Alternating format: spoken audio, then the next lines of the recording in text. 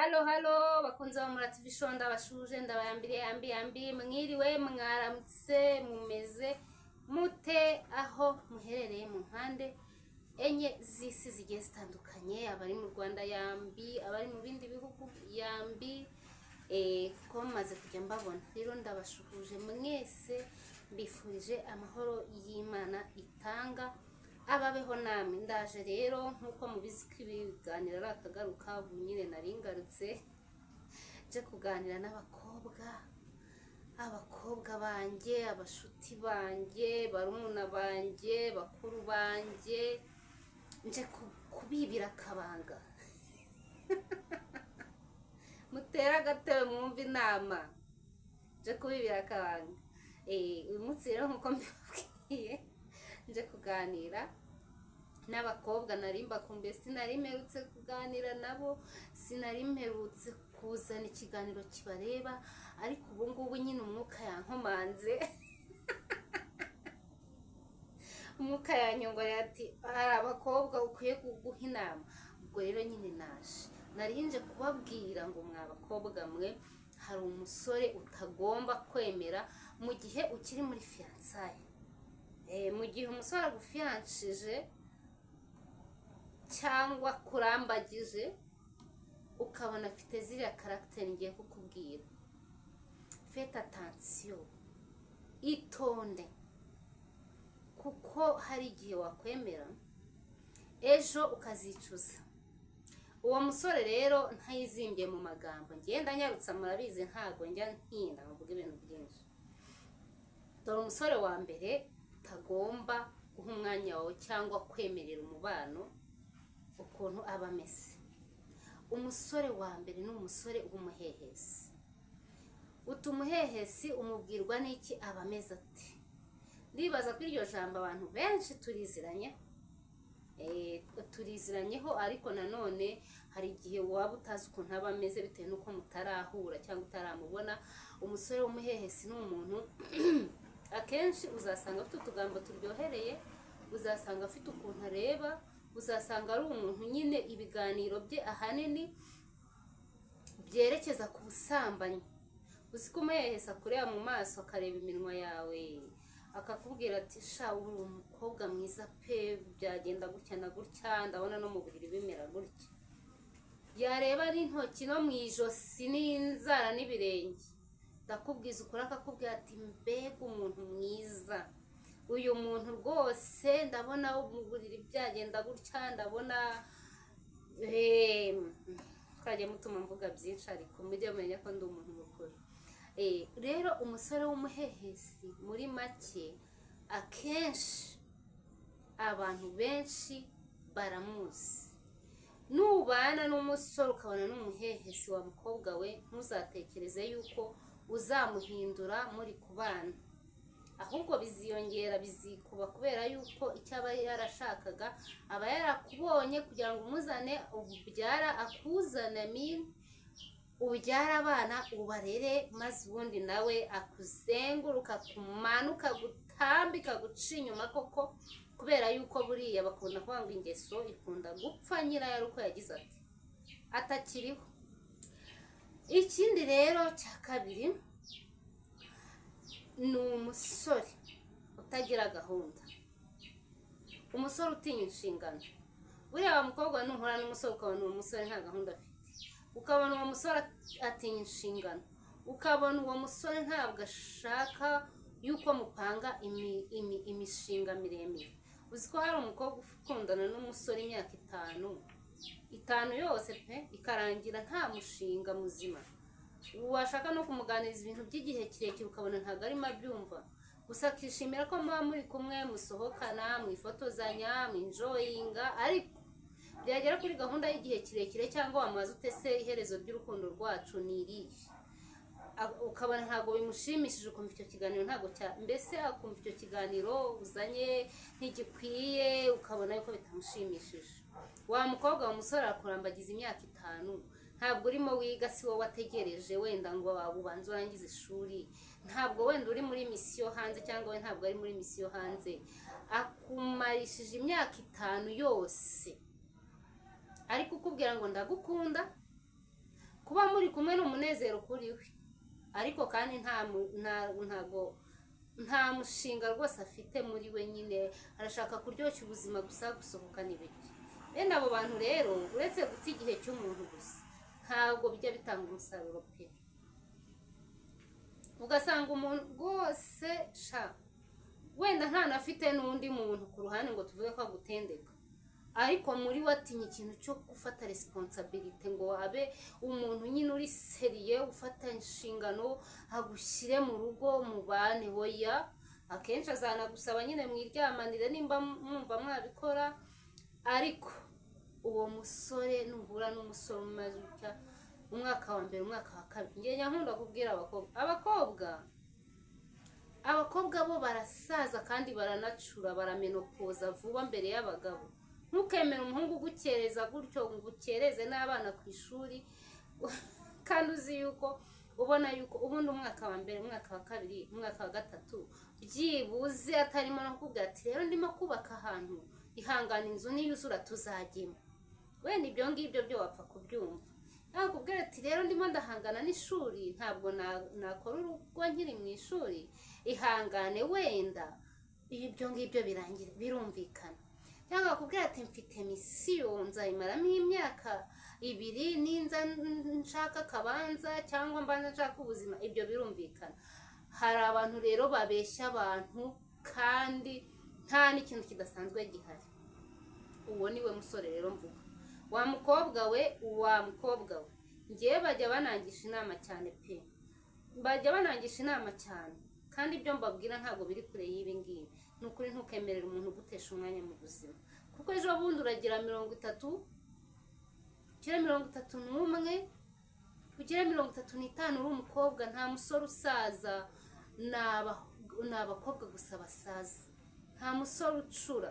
Umukobwa muri 40 n'ingaha abacuza, ariko umusore umupapa murabizi yuko batinda gucura cyane. Wimwishinga rero uwo muntu uretse kukwangiriza igihe nta kindi kintu azakumarira. Ikindi kintu cya gatatu rero nyaruka ndumva ndi kubisobanuraho cyane, kubera ukuntu ngewe ibyo bintu mfite abantu babinganiriza hari benshi, ariko nta kibazo, ndizera yuko wenda hari bari bubyumve. Ikindi cya gatatu, umusore uhoza mu kanwa ke mama wanjye, ubuzima bwe bwose ni mama wanjye. Umusore wa mama, nta inama zose ni mama, uko yariye ni mama, uko yabyutse, uko yasinziriye, inshuti zose bahuye ni mama, uko niba agiye kugura akabanza arabagisha inama mama we, nimba agiye kubaka muri karitsiye amazi ati mama ngira inama njye ku Ruyenzi cyangwa njye Karembure. Ubwo ibyo mama atemeye uwo musore ntabwo abikora. Bivuze yuko rero nawe wa mugore nujya muri urwo rugo uzaba witeguye ko mama w'uwo musore azaba ari mukeba wawe, byanze bikunze, kuko uzababara ko nta kuntu wabana n'umugabo ntakugisha inama, ibintu byose akaba ari mama kandi yaravuyeyo ngo bigushimishe. Ubwo rero nubana n'uwo muntu uzagende witwaje intwaro zose zo kwihangana, kuko nta kintu uzakora kugira ngo umumukuremo. Mama w'umuntu ni umuntu ukomeye, natwe turi abamami b'abana bacu, ariko kandi ibintu byose iyo bikabije biba bibi. Niba umuntu azajya kugisha inama mama we asize umugore bararana mu nzu, akajya kumaza ati mama ngura ikibanza aha n'aha, akajya kumubwira ati mama ndashaka kujya gufata credit aha n'aha, akamubwira ati ese ko nshaka kujya i Rwamagana nzajyeyo. Yibaza icyo kintu usize umugore hehe mu nzu, umugore mwasezeranye cyangwa mutasezeranye nkuko mpora mbivuga, ariko aba ari umugore wawe. Icyo kintu ni ikintu kibabaje cyane, ku buryo kwihanganira uwo muntu biragoye. Wa mukobwa rero niba ubona kanwa k'uwo musore hahoramo ibyo bintu cyangwa ari uko nguko ameze, byiza cyane mwirinde kandi umusezerere hakiri kare, kugira ngo atazazana kubabara hehe mu mutima wawe. Hanyuma rero ikindi kintu ndibaza ko ari icya kane ngiye kubabwira, umugabo ukontorora utuntu twose. Hari igihe abantu bibeshya yuko ari nko kubafuhira cyangwa ari urukundo rukabije, ariko umugabo ukontorora ibintu byose, nawe wa mukobwa we umwirinde, kubera yuko azakubabaza. Uzagera mu rugo umere nk'ugiye muri gereza, umere nk'umuntu bafungiranye ahantu, nta kwinyagambura, nta kugira gute. Uwo mugabo ni wa wundi telefone yawe niye abihuza kugira ngo ajye areba abantu baguhamagaye. Uwo mugabo ni wa wundi baguhamagara akagira amatsiko y'uwo muntu uguhamagaye. Uwo mugabo ni wa wundi uzabwira uti ngiye mu mujyi akakubwira ati fata video call. Uwo mugabo ni wa wundi uzajya muri bridal shower akakubwira ati ugiye saa 8 saa 9 zuzuye cyangwa saa 10 nkubone. Rero akenshi ntago aba ari urukundo agufitiye, ahubwo akenshi aba yumva kugukinagaza kwe ariho ibyishimo bye biva, kuko ibyo bintu abantu barabizi. Ibyo bintu abantu barabizi. Hari abantu babonera ibyishimo byabo mu gukinagaza abandi psychologically. Ibyo ngibyo byo birazwi. Abantu bizi imiterere y'umuntu neza barabizi neza yuko hari abantu bashimishwa no gukinagaza abandi, akumva yuko ibyishimo bye ari umubabaro wa mugenzi we. Abantu rero bateye gutyo kugira ngo bahindure biragoye. Abo ngabo uwo nawe numubona ukaba wumva utazihanganira kuba muri iyo gereza, uzagira uti byiza wamureka hakiri kare. Gihe hari umama w'inshuti yanjye yari afite umugabo, ariko nyine marerezo nta nubwo bakina ari kumwe, urumva byaje kwanga. Iyo telefone y'umugabo yamuhamagaraga mwicaranye, ibyunzwe byaturukaga mu maso uri kubireba, agatitira, agahindura isura, ukabona umutima uri kumusimbuka kandi ari umupati nawe babana umuhamagaye. Bishatse kuvuga ngo controle yose iri mbese atwawe gutya. Atwawe ku rusinga n'umuntu, ku buryo ibitekerezo bye n'ubwenge bwe byose biri mu maboko y'umugabo. Niwe umutekereza, niwe umubwira ngo jya aho atabishatse ntajyayo. Kandi murabizi n'abana kamemu biterwa n'imyaka bafite, ntabwo wamufata ngo umufungirane gutyo gusa abyemere. Rero uwo muntu nawe umwirinde. Hanyuma undi mugabo utazemera wa mukobwa we, dore uwo mugabo ukuntu aba ameze. Uwo mugabo ni umukene, ariko kuba umukene ntabwo ari cyo uzamwangira.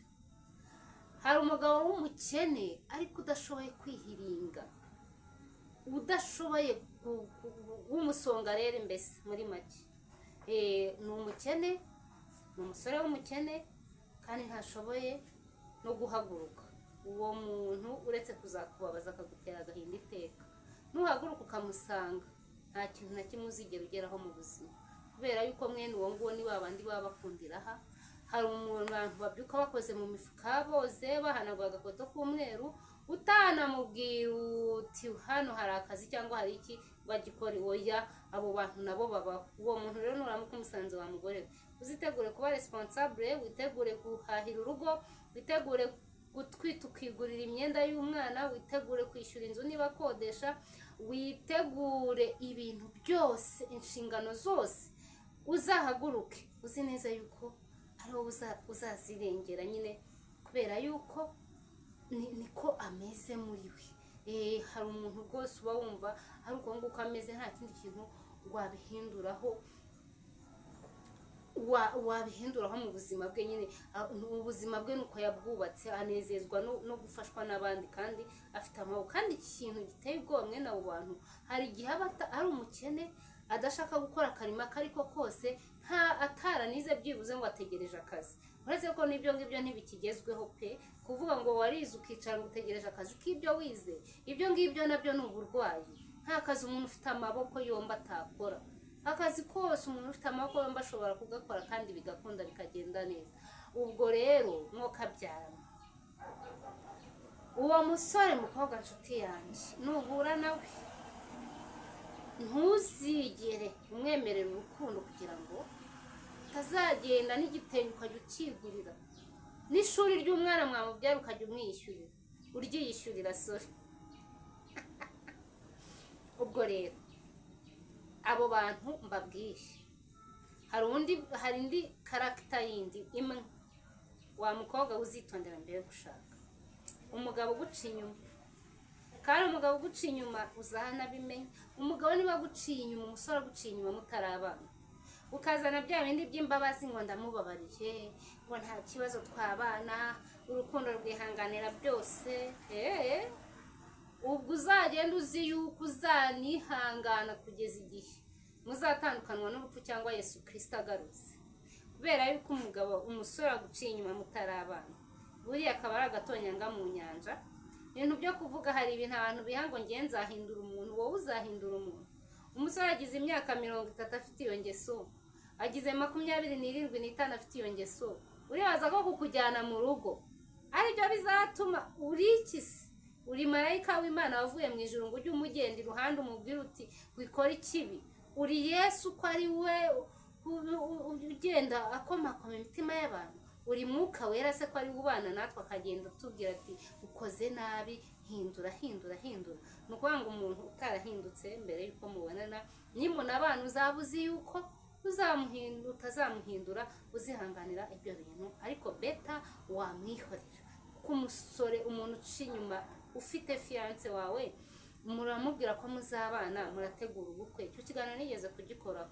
Ariko aguciye inyuma mutarabana, eske kuki utibaza ko nimubana noneho atazaguca inyuma akakuzanira abana nka 30 ngo urera, akakuzanira ibirwara biva mu gucana inyuma, akakuzanira iki? Ahubwo ibyiza ntiwabyirinda, kereka n'ugenda wiyemeje ko muzajya mwishyurana, azajya acanga aho gaca. Ariko niba uri umukobwa ushaka kubaka urugo rwawe rugahama kandi rukaba ari urugo rurimo amahoro, rutarimo urwikekwe no gucirana imanza, ni ukuri inama ya Odile aguhaye nuko uwo musore wamureka. Hari ibintu abantu bakunda kuvuga ngo abasore barabuze, abagabo barabuze. Ntabwo babuze, barahari benshi. Ahubwo ikibazo kumenya uwo muhuje karagiteri, kumenya uwo wakwihanganira cyangwa uwo washobora. Wenda niwe uba utari wabona, ariko ni ukuri barahari pe, barahari. Muhumure, barahari. Muba abakobwa beza bazima, mushaka abantu mukunze. Apana kuba ngo none se ubu ngubu ko ngize 30 ntawe ndabona, ngo nta kundi reka ngende, ngo bambwiye ko ariko zubakwa. Karande ya mama wawe urayishakira iki? Nimba we yararwubatse yihanganye bitewe na situation yari arimo, kubera iki wowe ushaka kujya muri iyo karande? Ngo bambwiye ko ariko zubakwa, bambwiye ko abagabo bose basambana. No, ntago abagabo bose basambana. Niba umwanya Satani ngo mwumve yuko mumuhaye intebe yicaye, ntago abagabo bose basambana. Hariho abagabo badasambana, bagenda bubahisha ingo zabo, bahisha abagore babaye imini. Ubwo rero mu byukuri ibyo bintu nubibona nkuko mbikubwiye, ukagerageza kubyirinda, ugasenga Imana yo mu ijuru izagufasha. Rero inama zanjye nizo gusa, mubanze mushishoza. Abagabo barahari, mubaye icyariko mwahumuye. Abagabo barahari batazababaza, wowe ubundi uko umuntu yiyubaha niko nawe abona abantu bakunda umuntu wiyubaha. Ibyo mbabwiye ku bahungu, hari n'ibindi byo ku bakobwa, wenda nabyo nzakoraho ikiganiro. Hari n'ibindi byo ku bakobwa. Hari umukobwa umusore adakwiye gushaka, ibyo ngibyo nabyo nzabaho ikiganiro. Nimwumve ko abahungu ari bo babi, n'abakobwa hari abakobwa babi bakasha. Rero nabyo nzabivugaho. Wikumva rero yuko abahungu ari bo babi, hariho n'abakobwa babi, ku buryo mfite musaza wanjye namubwira nti umukobwa umeze gutya ntuzamushake. Rero kuri uno munsi n'abahungu navuzeho, ariko ubutaha nzavuga ku bakobwa. Ndabakunda rero, Imana ibane namwe, amahoro y'Imana abane namwe, kandi mukomeze mugire ibihe byiza. Bye bye, love you.